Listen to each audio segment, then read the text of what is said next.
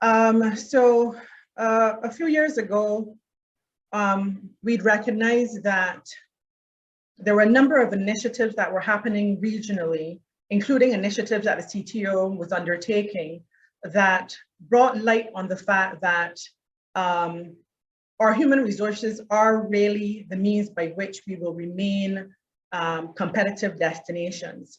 As all of you can appreciate, the levels of service that we deliver to our visitors determines, whether they return to our destinations or whether they choose other destinations, whether we have great product or not. And so for a long time, we've acknowledged and recognized that the product, the hotels, the attractions, they can't deliver the service. It's the people that deliver the service. And if we are able to have a truly highly skilled and knowledgeable tourism workforce, that could be part of a competitive strategy that we use as Caribbean destinations to keep visitors coming to our region. And so there's several reasons behind why we would have undertaken this project. I think back in 2012, I believe it was, 2017, sorry, CARICOM had commissioned a study looking at the services sector, and tourism was one of the sectors that was looked at. And one of the things that was determined there was that there was a need to have a better sense of why we weren't able to fill the talent gaps that the private sector was clearly saying was part of the challenges that they faced. They needed to be able to understand why there was this mismatch between what was being done in the education sector in terms of those who were coming out into the workforce and therefore coming to fill jobs in the tourism sector, and tourism employers saying, well, they weren't coming with the level of skills and knowledge that they expected. So that study kind of highlighted the need for some sort of an assessment or audit to be able to better get a handle on the issues related to the tourism workforce. Over the years, as we hosted our tourism human resources conferences, we would hear many times tourism stakeholders also speak to the challenges that they face in being able to, just being able to find the level of worker that they're required for their establishments.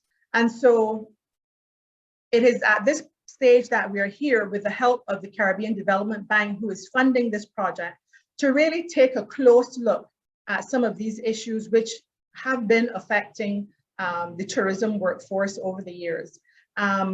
We recognize, as we said, that this, for us to compete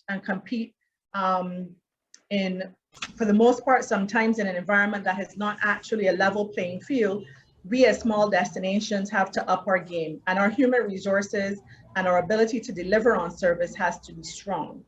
And so we are hoping that with this audit, we would get a better understanding of how human resource development can be optimally leveraged to support the growth, development, innovation, and competitiveness of the tourism sector. So in terms of project objectives, the main objectives are to identify the specific leadership and workforce competencies required to meet not just the current needs of our sector, but the future needs.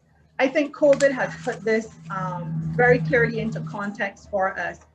And this is a project that I must say that we were trying to roll out prior to COVID, but COVID made us recognize how important it was for us to definitely undertake this project, because as you all appreciate, we are all working from, some of us, not all, working from home, but there was a period where your countries would have been on lockdown and most persons were using the technology to be able to continue working. And we are in a situation now where we recognize that technology is so critical to what we are doing. And so we want to be able to look at where are those gaps right now that need to be filled in terms of skills.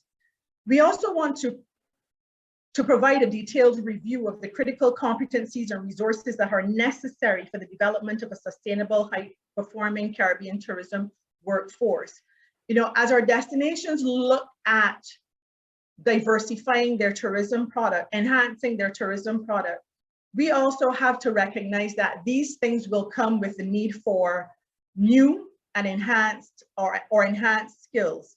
So for a destination, for example, that may now be considering looking at culinary tourism, or maybe embracing literary or film tourism, this will require a new set of skills to be developed for those types of product offerings to be properly developed and offered to guests. And so those are some of the things that we want to be able to understand.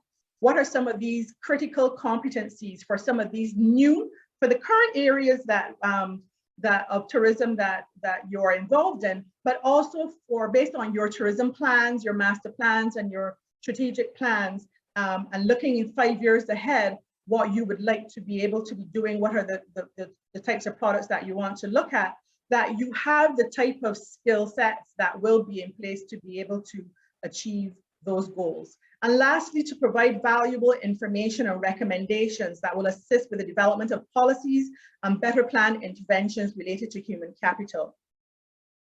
So as our member countries, we are really appealing to you to work with us as it relates to this project. We do have a role for you, and that role is to work with the CTO project team as well as the consultants. We've contracted a firm called A to Z Information Jamaica Limited, and you'll hear from the team leader very shortly.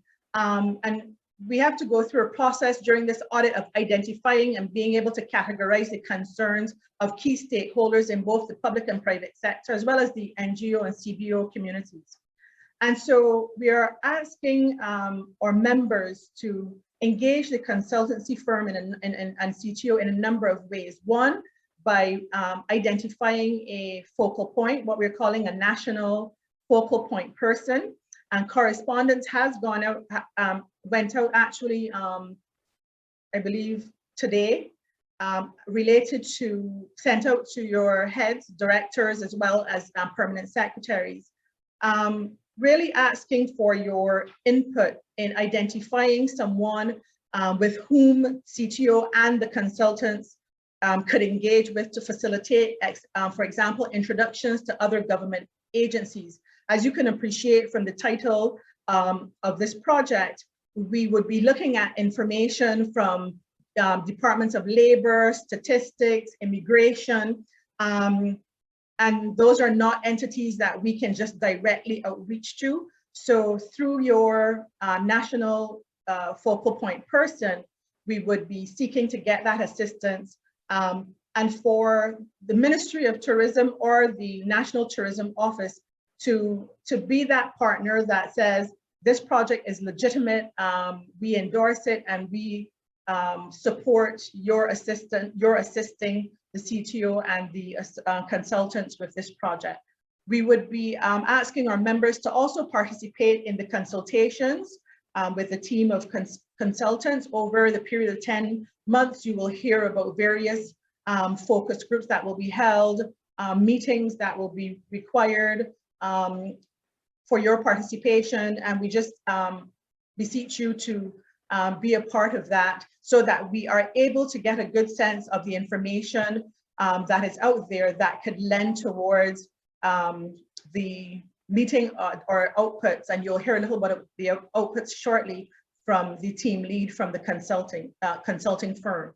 We are also hoping that you could help us with the provision of relevant data. As I said, tourism master plans, performance reports, statistics, those sorts of documents that would allow us to look at what you're currently doing and what you are planning over the next 5 years, so that we will get a sense of where those new competencies that we're speaking about, where they will be of value. Assisting with the coordination of focus groups, meetings and interviews, especially as it relates to your stakeholder groups, and assisting with the promotion of any project announcements that we may have that would require large participation, for example, the online surveys or larger consultations. So that's what we would be hoping that we get your assistance on. Just to remind you, the beneficiaries of this project, given that it's a Caribbean Development Bank funded project, are the CTO member countries that are specifically borrowing member countries of the Caribbean Development Bank. So as you can see listed there, those are the 18 countries, they're beneficiary countries. And as I said to you, we contracted the consultancy firm A to Z Information Limited. We will be sending correspondence once you are able to identify that national point, focal point person. We will send information that will give you a little more insight into what the consultants are doing and what assistance they will be requiring. We will do an e-introduction to each of those team members so that you can have that direct interface with them. And on CTO's end, the project is being managed by myself, and there's a project assistant, Ms. Joan Leacock, with whom several of you will be familiar. So I'm just going to now introduce you to Dr. Anne Crick. Anne is the team leader for A to Z Information Limited. She's leading the team of three key experts and four non-experts on this project. It's a large consulting team made up with various specialities and areas of expertise. Anne is a senior lecturer currently at the Center for Hospitality and Tourism Management in Nassau. She comes with a wealth of experience. Her background is in tourism and it's in management also, and she is very much ready and able to lead this project and to ensure that the deliverables that have been set out in the TO are achieved. So Anne, I'm going to hand it over to you now. I will stop sharing. Thank you.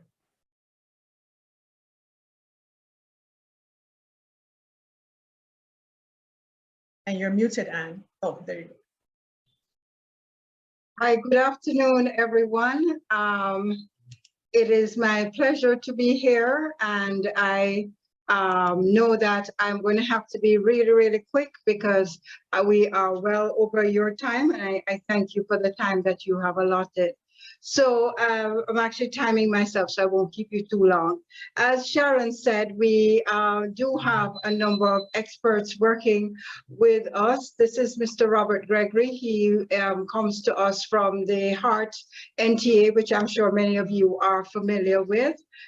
He is one of the people who will be working with us on this particular project. This is Noel Watson. I have apologies from him. He's actually the CEO of the A to Z group, and he just has an unfortunate double booking that many of us are familiar with, and Denise Leander Watson, who will also be working with us. She comes with an HR background. Diane McIntyre Pike, who comes with community tourism. I saw a little blurb on that before, so that's what she will come with. And James Samuels, who has lots of experience in Caribbean tourism and has actually headed up our Jamaica Hotel Tourism Association. So the way we're doing this is, as Sharon was mentioning, some of the reports that we'll be looking at. So lots of secondary research, which we will go through. So yes, we have looked at some of the master plans and the information available, but we've been looking to you for any other information that you have. We really appreciate you sharing that with us.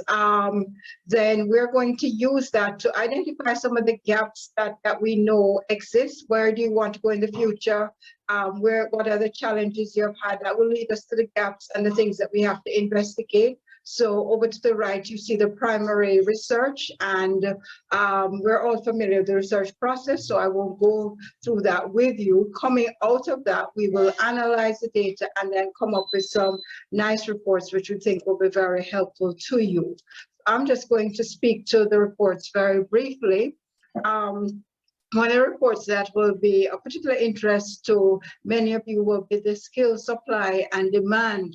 So we know that there is often a gap. We have more schools and institutions, producing and developing individuals, but there is a gap between what the industry says that it wants and needs. So we'll be consulting, and this is where it will really be very useful to have you helping us to understand who are the best people to speak to in your various destinations. And again, more desk research will take place. We are going to be very conscious of the fact that in this current time, there are lots of emerging sectors. So, for example, this is a couple checking into Airbnb, because that is part of hospitality now. So we're looking at other emerging entities, and we're looking forward to you telling us what are some of the emerging sectors, entities in your particular destination. So whereas we are going to be looking at the different sectors of tourism, we really want for you to help us to understand what is unique to Antigua. What should we pay particular attention to in Antigua versus in Belize versus, in Jamaica and so on. So that's why we keep stressing the importance of you helping us to find out what it is that's unique to you so that we can really come up with a report that represents you. So that was the first report I spoke to. The second one will be a skills and knowledge audit report.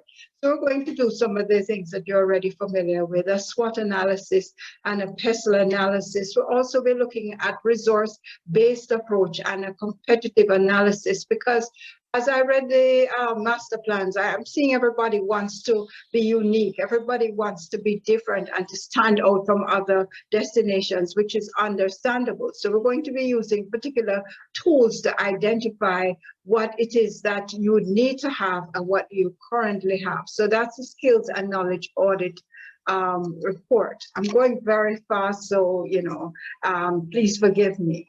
Then we're going to look at the institutions that I referred to earlier and how adequate are they to meet the needs of the industry. And we're also going to be looking at the perceptions of tourism careers, because this is what impacts who comes into study tourism and who stays within tourism and hospitality. We want to be very future oriented, so we know that tourism is evolving. So like health tourism, farm to table, sports tourism.